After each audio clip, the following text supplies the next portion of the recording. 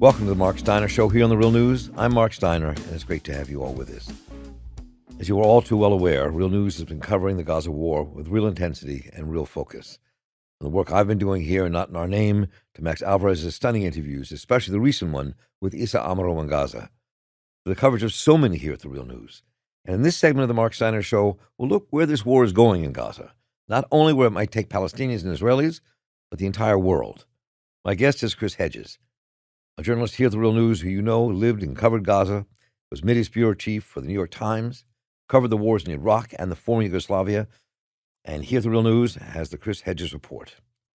Well, Chris, thanks. I appreciate you taking the time. I know you got 10 different interviews and on your way out, so it's good to have you here. Let me just start with one of the obvious questions people are asking. What is the end game here for Israel, do you think? What do you think we're marching towards? Well, most of the people in the Netanyahu government, including Netanyahu himself, have been quite clear for often decades what the end game is, and that's the destruction of the state or even the idea of Palestine. And that will be accomplished through acts of genocide and ethnic cleansing. And I fully expect things to get worse in Gaza. I mean, they're bombing the hospitals now. There's not enough food or water. Israel is impervious to requests from Washington because of the Israel lobby. They have traditionally Israel, because of the power of the Israel lobby, doesn't really matter what any administration wants. They humiliated Biden when he was vice president and called for a moratorium on settlements, and then the day he was in Jerusalem, announced an expansion of settlements. They bypassed the White House to go speak by Netanyahu, to go speak before Congress to denounce the Iran deal. They know that, in essence, the Biden administration can't touch the military aid and has no ability to really pressure the government to halt this massive bombing campaign. And I want to put that bombing campaign in perspective. I was in Sarajevo during the war. We were being hit with 300 to 400 shells a day, 4 to 5 dead a day, 24 wounded a day, and I don't want to minimize that. I, almost 30 years later, still have nightmares because of it. But that's nothing compared to what's happening in Gaza. I mean, the first 2 weeks, they damaged or destroyed 45% of the housing stock. They've dropped, I think it was just in the first 2 weeks, 20,000 tons of bombs. I mean, this is, a Stalingrad level. It's as bad as Sarajevo was. It doesn't come close. Thousands of Palestinians are trapped under the rubble, and they have surrounded the northern part. I mean, they will do it piecemeal. They learned that from the Americans in Fallujah. You don't essentially attack on a wide front. You break up your urban areas into sectors that you then dominate. So they've cut off Gaza City from the south, which is Gaza's largest city, about 700,000 people. And they're about to go in. Well, they'll go in. I mean, they don't want to. The problem with urban warfare, which I've been in, is that all of your heavy machinery doesn't really give you much of an advantage. So I think that it's saturation bombing. I mean, they will keep the northern part of Gaza cordoned off, surrounded, but I expect them to kind of bomb their way to victory, or what they're going to continue or call victory. Right. They don't really want to start crawling through the rubble fighting Hamas fighters. The tunnels are an issue. We don't know how big, but they're big.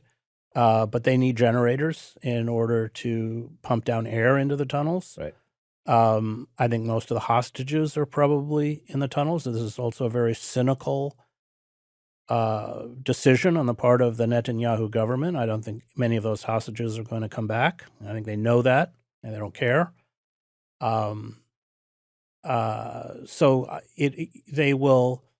They've cut off food, in essence. They've cut off water. I mean, the trucks that have come over through Rafah it's negligible. It's a very cynical kind of public relations ploy, but it doesn't do anything to alleviate the tremendous suffering. So I expect that they will push what remains of the Gaza population over the border into the Sinai, into Egypt, and they will never come back. And there have been reports in the Egyptian press that the Americans have approached the Sisi government. The Egyptian economy is in a mess at over $160 billion in debt, and they will offer financial incentives, and probably if that doesn't work, they'll use threats and to do Israel's bidding. And in essence, Gaza, Gaza as we know it, and I spent 7 years covering Gaza. My office was right in the center of Gaza City. Just won't exist. So, two questions here that popped in my head as you were speaking. I mean, I talked to some people yesterday about Uganda and Entebbe and the airport and rescuing the hostages that took place. Talk a bit about, since from your experience covering wars and what's happening right now in Gaza, why couldn't Israel have done that? Why couldn't Israel simply have gone in, found out where the hostages are, and rescued as many as possible? What do you think? Was that possible or was that impossible? No, because first of all, the hostages are dispersed over a wide area, and second of all, they're underground. You knew they were on the plane in Entebbe. They were Right. in an enclosed Right. space. This is completely different. So I'm thinking about the American end in this. And I know it's not going to happen, but it seems like the only way conceivably to stop Israel from doing what it's doing at this moment would be the threat of a cutoff of aid. I mean, you see inside the Jewish world in America and the United States, I see it all the time, is a growing body of Jews saying, no, not in our name, we don't agree. And whether it's marches or articles and organizations being developed. So, I mean, that seems to me to be the only way to stop the madness from Well, taking that place. would be the only way. Even that might not work because Israel needs that aid to essentially replenish stockpiles. But, they have a pretty robust arsenal.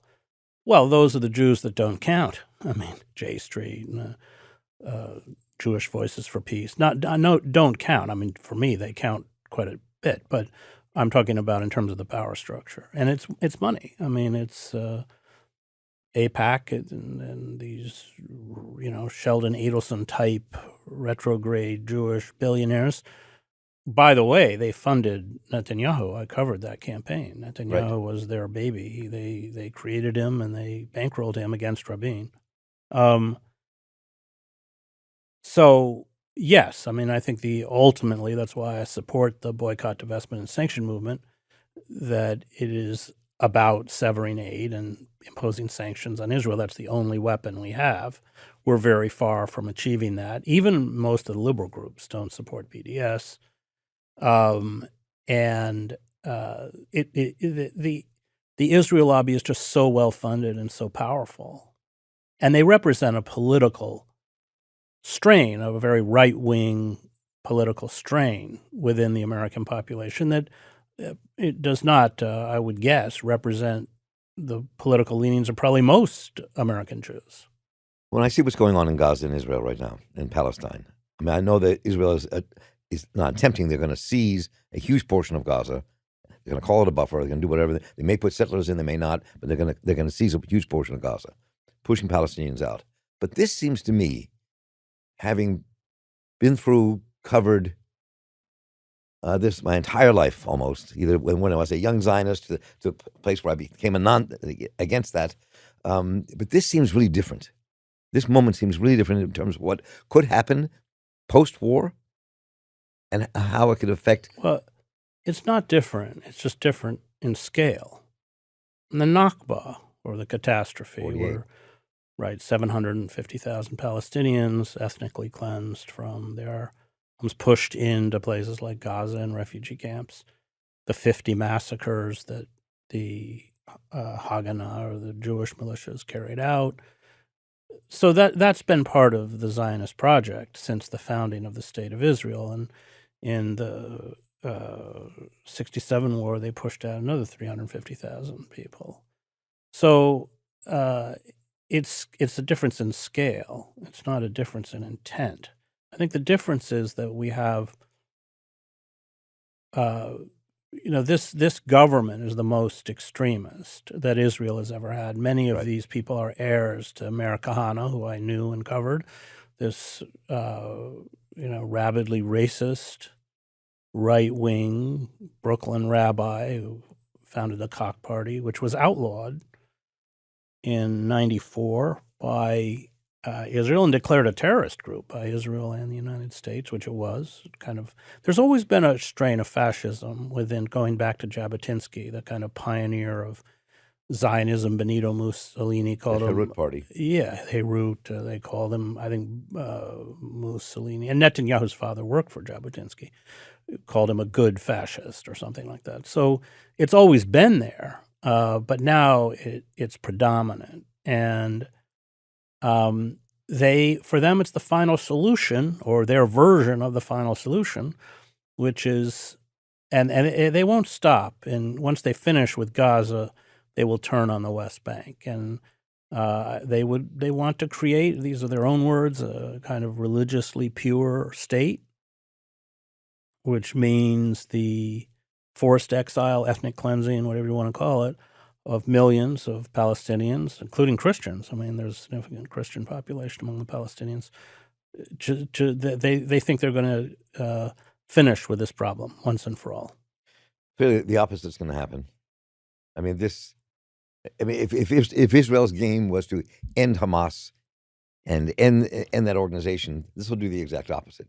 This particular war is going to have more recruits, more people who are going to be up against the wall and have no choice. But they may all be pushed out of the country. I mean, look at the Armenian genocide. I mean, the world has a short memory.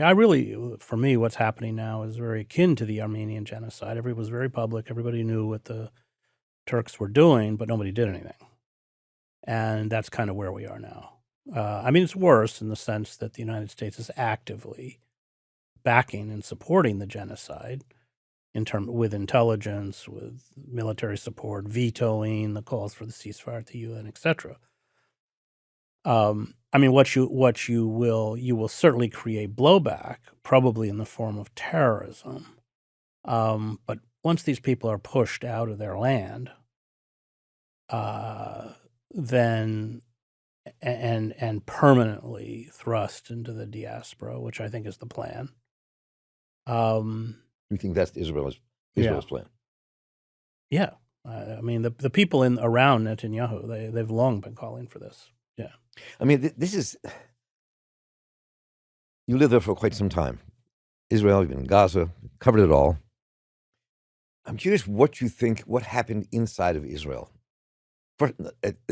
There's always been a kind of something twisted. I mean, from the time of Buber and Achal Ha'am kind of screaming for a binational state in 1948 to the forces in '68 trying to create something different with Palestinians. But something fundamentalist shifted inside of Israel, inside of the Israeli body politic. I know there are close to 1 million Israelis, might be most of them on the left, out of Israel now. They're in Germany, they're in Vietnam, they're here, they're across the globe. But something really has shifted here. And to me, it feels like an openly fascistic state is being created. Yeah, it is openly fascistic. The difference is there was a kind of, and I knew Teddy Kollek and Abi Iban, all these figures, very urbane, charming, well-educated. It was kind of, keep them happy on the farm, kind of, we'll build sewer. And I was there in the late 80s and early 90s. They were building new sewer systems in East Jerusalem, this kind of stuff. So it was a kind of attempt to domesticate the Palestinians without employing this kind of savage violence that we see in Gaza, and to a lesser extent. And of course, the settlers are being armed and rampaging through the West Bank, through Palestinian towns, killing indiscriminately. Over 130 Palestinians, civilians have been murdered since October 7th. So, but the goal was always the same. I mean, and Ilan Pappé, and great Israeli historian, and others, I think, have pointed this out.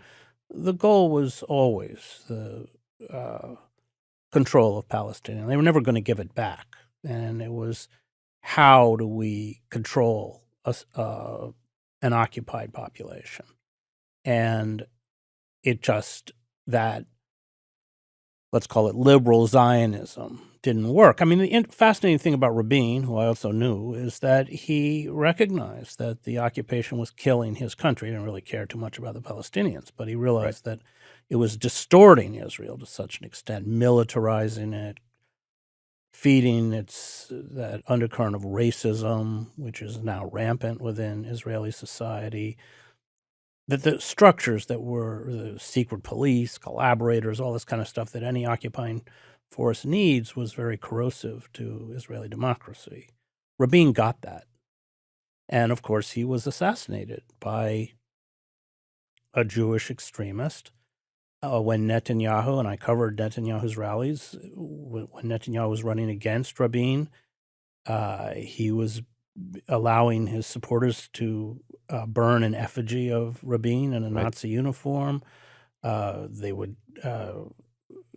chant death to Rabin. At one point, Netanyahu walked in front of a mock funeral for Rabin. And Leah, Rabin's widow, incorrectly blamed Netanyahu and his supporters for the murder of her husband. And after that, there was hope. There was some hope under Rabin. Rabin had a very close relationship with King Hussein, who I also knew very well.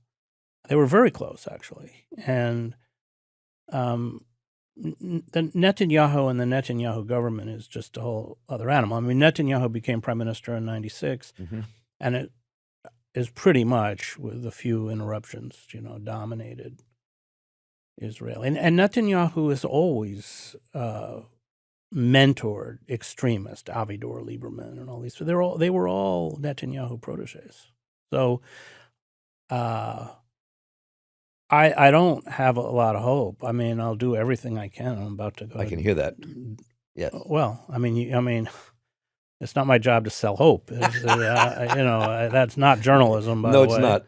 It's my job to assess the situation as clearly as I can. So, having covered it so intensely, having been in other war zones, I've been wrestling with what could come out of this. What could be not Israel's end game. Israel's end game is to push the Palestinians out, take over the land. Well, but what could actually? Israel will become a fascistic state ruled by the ultra-Orthodox kind of Jewish version of Iran, which we use as a digression. Which we, growing up as Zionists between Israel and Baltimore, would mock as frummies, as people who were on the fringe, who were somewhere else. There were these. And not close to power. Now completely shifted. That used to be true, but not anymore. Right.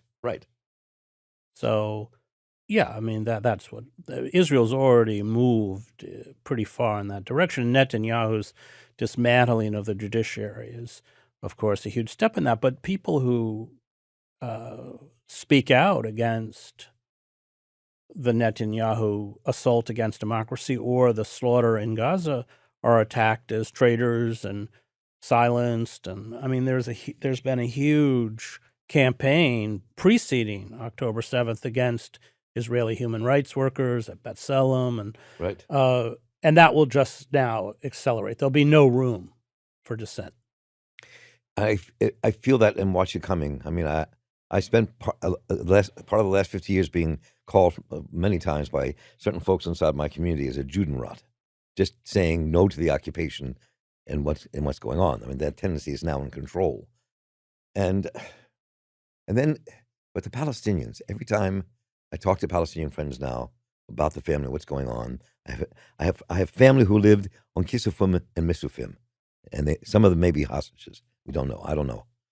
I have friends in Palestine whose kids have been killed. People have been killed in this, and it's sometimes, though I'm covering it, it gets really hard because it gets really deeply personal to watch this go on. And what's happening to the Palestinian world, I think people don't really grasp the intensity, the madness, the murder that's taking place among Palestinians now. Except when I heard the piece that Max Alvarez, editor-in-chief here, did with Issa in Gaza, it was heart-rending. I don't think people really get how deep this is. Well, Israel's cut off all the internet and cell phone service because when you carry out genocide, you block the ability of the victims to reach the outside world. That's standard. Talk about that from a just explore for people listening to us why you call it genocide. What when you that's a huge Well, term to use. sure, because it's about the wholesale destruction of people and all of the mechanisms by which you can destroy a people: the denial of food, the denial of water, the denial of safety, the ability to fleeing to the South. They're bombing the South. They're bombing the supposedly corridors that they set up to go to the South. It's indiscriminate, dropping 2,000-pound bombs on Jabalia, on refugee camps. Jabalia, I've been in, spent a lot of time in Jabalia. So Gaza's one of the most densely packed spots on the planet, but Jabalia is the most densely packed spot in Gaza. And I think they bombed it 3 times. Well, nobody knows the number of dead because They're under the rubble. thousands are under the rubble. So that indiscriminate, they're bombing hospitals. I mean, they say, well, they're terrorist command centers or Hamas command centers. They're bombing hospitals. They've cut off the fuel. The babies in incubators are dying. I mean, that's genocide. We talked about what the end game would be. You've covered this so long and so intensely. I may have lived it intensely on some levels, but you've covered it intensely. You've been in the middle of it. How do you see it playing out over the next few years? What do you see happening between the U.S. and Israel? It's also affecting the West. It's affecting here. It could affect this election coming up between. Well, the wild card is whether it ignites a regional Right. conflagration. So that would begin in Lebanon with Hezbollah, but it wouldn't begin unless Iran greenlighted it. I don't think that Iran or Hezbollah wants to ignite a regional conflagration. But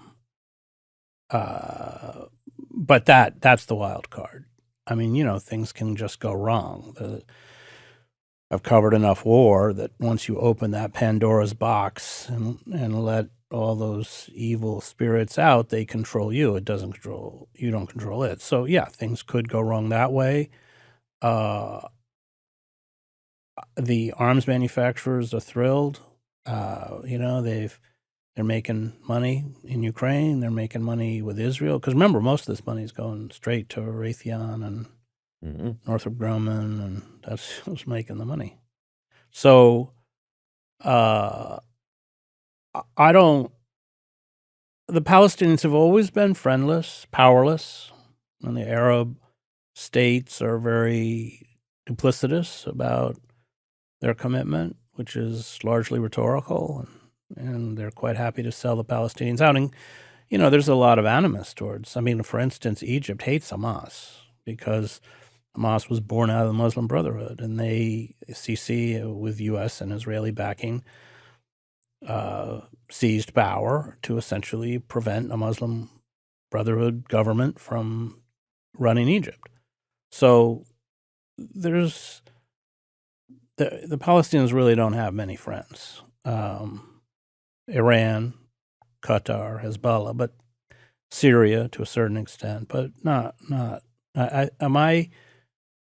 If I had to make an educated guess, I think Israel's going to get away with it. Get away with it. Get away with this massive campaign of. Before we close, because we're about to close, what do you mean by get away with it? What are they going to get away with, do you think? Pushing most of the Palestinians out of Gaza and turning most of Gaza into a moonscape, which is they've already done with the North. They've already done. Yeah. So, and I know that's what they want to do. That is without question. The question is whether they can be stopped, but I don't see the forces that are going to stop them. I think it's a danger for the entire planet that we're watching unfold at this moment inside of Israel, Palestine, and the Middle East. Well, it's just so I don't sleep. It's just so the horror of it, and how many children are dead? 3,000-4,000 kids. At least. It's just everybody hooked up to a dialysis machine or in an ICU or in an incubator. They're all dying. Everybody's going to die. They're running out of food. They don't have clean water. And the intensity of the bombing campaign is unlike anything we've seen in the 21st century. I really don't know how far back you'd have to go. Maybe Grozny. I mean, I didn't cover Grozny, but friends of mine did. They said who had covered Sarajevo, and they said Grozny was much, much worse. I think people don't understand the depth of the attacks taking place. Yeah, I would say mainstream media is not really giving the people here. Well, they're not in Gaza, so it's, you have a few Palestinian stringers, and then you've seen Israel target like Al Jazeera correspondent and others. So just as they did with Shireen Abu Akleh, who was assassinated on the West Bank by an Israeli sniper. So, I think people don't get the intensity of it. And well, that's why I'm glad for your reporting. You've always done this. I mean, your whole career. I followed you when you were in the New York Times before we ever met years back, and all the work, and you bring that to light. They could use that again, bringing that to light. Yeah. I'm serious. They could use that again. I'm glad you're here at Real News to do that. And Chris, I know you have a very tight schedule today. Chris, I just thanks so much for taking this time, and I look forward to talking again. Yeah, thanks. And thank you all for joining us today. And I want to especially thank Chris Hedges for joining us here in studio in between his interviews and on his way to the airport. So please keep following his work here on The Real News, the Chris Hedges Report. And special thanks to Cameron Grandino and Adam Coley for getting the show on the air, Dave Hebden for editing, and the tireless Kayla Rivara making it all work behind the scenes, and everyone here at The Real News for making this show possible. Please let me know what you thought of what you heard today, what you'd like us to cover, your ideas. Just write to me at mss@therealnews.com, and I will get right back to you. And we'll be continuing our coverage of what's happening in Palestine and Israel, so stay tuned for all that coming up. So for the crew here at The Real News, I'm Marc Steiner. Stay involved, keep listening, and take care.